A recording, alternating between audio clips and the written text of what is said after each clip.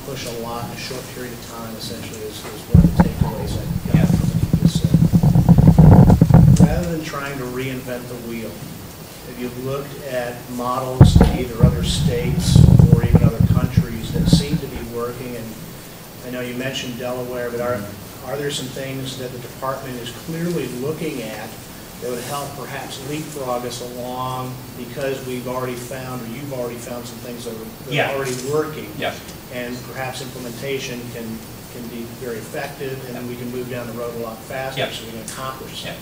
I think the department can certainly play more of a resource role than I think it plays now. And that speaks to a capacity issue of the department, for one thing. But in answer to your question about technology, obviously technology is a huge piece on the instructional side with kids. But we don't make a very effective use of technology at state government at all. I mean, our website is atrocious. I mean, it really is horrible.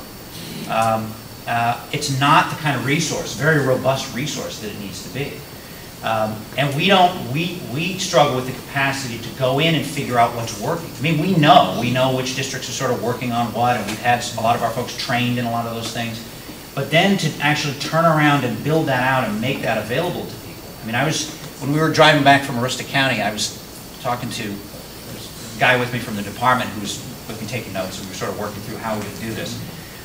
And I said, you know, I would love to have a couple of like grad students that I can bring in under contract, who I can just send out into a district for a week to just hang around and talk to teachers, talk to building administrators, and talk to parents. You know, for instance, I was up in Holton a few weeks ago, and they got a Reading First grant, federal Reading First grant here a few years ago. And they've just, when you walk into that place, it's unbelievable what they've done in terms of their literacy program.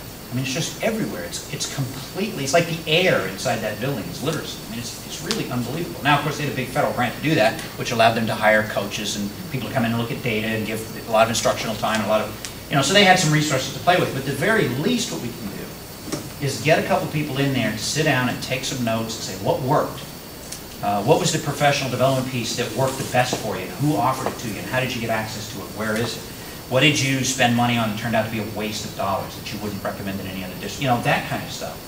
And you don't need a dissertation, but you know, we could put together some 20, 30-page things. We could do webinars. We could, you know, and make that available to districts. So we're not reinventing the wheel, because we don't want to have, you know, we've got 6 of these districts doing this risk model, this sort of standards-based model, Reinventing Schools Coalition model.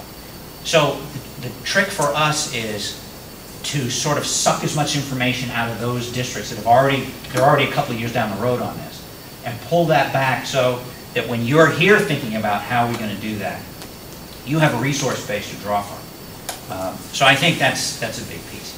Certainly when you look at international data, and you look at, you know, the Finlands and Singapores and places like that, the piece that jumps off the page to me is the teacher quality piece, and what those systems do to ensure that folks in the classroom are very, very highly effective people. And it starts at the beginning with who gets into the teacher prep programs. Most of these countries, there's entrance exams to get into the teacher prep programs. Our system, you go, you take your courses, and you take your teacher test, you take your what's the test called? The praxis test at the end of your teacher program, and then you get your certification based on that and the other things. In those systems, there's an entrance exam at the front end. You don't even get into the teacher program unless you rate highly on, you know, communication abilities and literacy and math skills and all those kind of things. So they set a very high bar. Now, of course, there's pay issues. There's how they're regarded in the community. There's a lot of cultural pieces that also go with that. So, you know, when you talk about do we need to do things quickly, we need to do things relatively quickly. But can we also think about, all right, over the next 10 years, what kind of changes can we make to improve teacher quality, teacher effectiveness? What do we, you know, we've got this. I was just at an educator effectiveness conference a couple of weeks ago in Washington over the weekend, and they talked about how disconnected, you can't even call it a system, because the teacher prep programs are run by the higher eds, and they sort of do their thing. We sign off on their program, but they run it. Certification is established by the State Board of Education, so the department doesn't have any authority over that, really.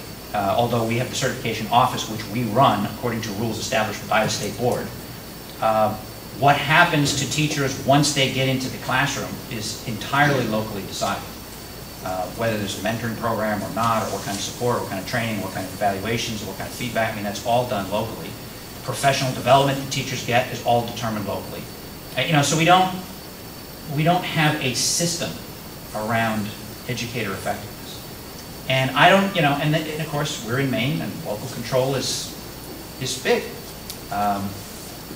So that, do we want to have a single system and a single teacher evaluation model that every school district uses? Do we want to have a single teacher contract for the entire state? I'm getting some feedback about that.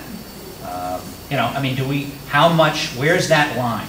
Where's the right place for that line to be between the local control piece and really building a comprehensive system across the state that is research-based and gets us where the research says we need to go? That's a hard needle to thread sometimes, because there's obviously different opinions about it. But I think we can be, the department can be a resource and can be helpful without sort of mandating and saying, thou shalt do X. I think we can put resources into the field and say, here's what District X is doing. If you're interested, we'll come and help you with it.